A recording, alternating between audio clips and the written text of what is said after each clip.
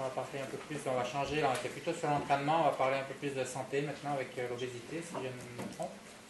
Voilà, c'est ça. En gros, est-ce que on peut se permettre de faire du sport à des enfants obèses donc, je pense que pour tout le monde, c'est évident que ça est une des stratégies qu'on peut mettre en place pour les aider à réguler leur masse corporelle. Maintenant, se pose la question des blessures. Alors, l'enfant obèse, il a évidemment une masse corporelle élevée, c'est ce qui a fait la définition de cette pathologie avec une accumulation de masse grasse qui est un petit peu trop importante. Ça se traduit par des mauvaises performances motrices, il se fatigue plus rapidement, mais le tableau n'est pas si noir, il présente quand même un avantage, l'enfant obèse, c'est qu'il est plutôt fort. En fait, il développe une force élevée. Alors, sans trop rentrer dans les détails, il y a clairement, comme Sébastien, des études avec des étudiants sur des adolescentes obèses, et ces études, elles montraient que finalement, les adolescents obèses, ils présentaient toutes les caractéristiques de quelqu'un qui ferait de l'entraînement en force. C'est-à-dire qu'ils ont des muscles avec des dimensions plus importantes, hypertrophiés. Ils ont une architecture musculaire, donc une organisation du muscle qui est similaire, ou en tout cas proche de ce qu'on obtiendrait si on s'entraînait en force en étant adulte. On a une activation musculaire qui est plus importante également. Et cette adaptation, on l'observe uniquement dans les muscles qui supportent le poids de corps, donc dans les jambes. Donc en gros, tout ça, d'où ça vient, c'est tout simplement le fait que ces enfants font de la musculation toute la journée, bien sûr, en portant leur poids de corps. Donc ils sont bien adaptés. Et donc, du coup, si vous faites faire de l'entraînement en force à un adolescent obèse, eh bien, c'est plutôt une activité qu'il apprécie, parce qu'il est en réussite en fait, dans cette activité, donc ça permet de valoriser ses compétences motrices. Et en plus, il y a des effets, c'est que pour perdre du poids, en introduction, je vous ai dit, voilà, perdre du poids ou faire du sport. C'est l'idée générique. Je pense que si vous calculez la dépense énergétique que vous faites quand vous faites du sport, c'est très faible. C'est pas ça tellement qui vous fait perdre du poids. Et quand vous êtes sportif, c'est plutôt que vous avez une masse musculaire importante et que votre muscle, même quand vous êtes au repos, c'est un gros consommateur de graisse.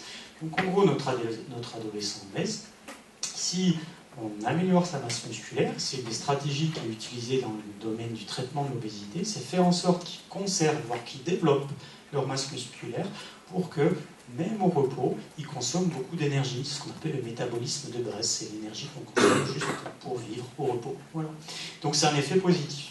Sébastien l'a dit, ça permet de prévenir les blessures. Donc chez les obèses, on peut avoir des problèmes d'entorse, notamment au niveau de la cheville, ça peut être important de faire ces stratégies de prévention par l'entraînement de force.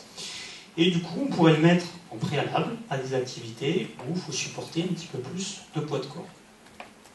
On peut, cet enfant obèse, aussi lui proposer des activités, il y a une partie du poids de corps qui est supportée, notamment en vélo, notamment en natation, en privilégiant des formes intermittentes, et, parce que l'exercice continu sera pénible, globalement. Et un effet intéressant, également, on a des collègues à Clermont qui travaillent là-dessus, qui ont montré qu'un enfant obèse, quand vous lui faites faire de l'exercice très intense, le matin, puis derrière, à midi, vous lui dites, voilà le buffet, c'est open bar, tu manges ce que tu veux. Le soir, pareil. Eh bien, les enfants qui ont fait l'exercice intense mangent moins que quand ils font un exercice à intensité modérée. On dit que l'exercice, il a un effet anorexigène. En gros, il va baisser votre prise alimentaire, il va baisser votre sensation d'appétit, en fait. Et donc, l'enfant, spontanément, mange moins. Donc là, c'est intéressant, du coup. Pour l'enfant obèse, c'est aussi une stratégie intéressante dans la régulation alimentaire, c'est-à-dire plutôt que les priver, on va les amener à se priver eux-mêmes, juste en leur faisant faire de l'exercice un petit peu plus intense, sous forme intermittente toujours. Donc, est-ce qu'il faut se priver de sport chez l'enfant obèse parce que le risque de blessure serait trop important? La réponse est non.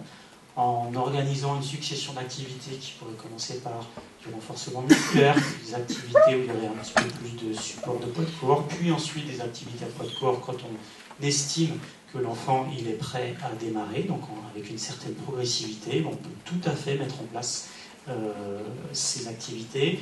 On choisit des activités, on va le mettre en valeur son potentiel moteur, donc les activités où il faut produire de la force, c'est particulièrement le cas, et on garde toujours l'idée, c'est un enfant, donc il faut que ça soit intermittent, il faut que ça soit joué. Merci Vincent. Question sur ces aspects d'obésité, peut-être plus généralement sur la santé. L'effet anneau-oxygène, il est que pour les enfants obèses ou pour tout le monde? Pas pour tout le monde, mais ça marche mieux chez l'enfant obèse en fait. Voilà. Ils ont fait également chez les enfants sains, ça marche un peu moins bien, ça marche un peu moins bien chez l'adulte aussi, c'est vraiment marqué chez l'adolescent obèse. Et on ne sait pas trop pourquoi.